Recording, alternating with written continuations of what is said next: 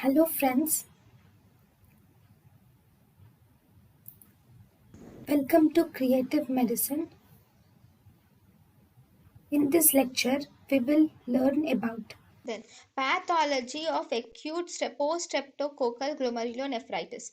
In post-streptococcal glomerulonephritis, the patient will present with diffuse proliferative disease, and this diffuse proliferative disease is present with mesangial and endothelial cellularity, hypercellularity. It is present with in post-streptococcal glomerulonephritis, the patient presents with diffuse proliferative disease with mesangial and endothelial hypercellularity.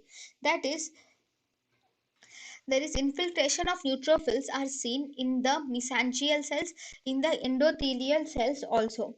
And on electron microscopy, you will see that there is deposition of subepithelial deposits are seen.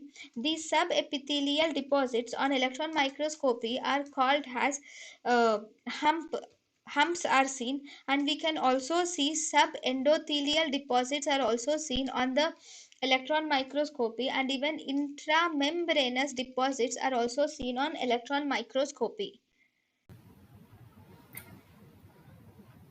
thank you and thank you for watching.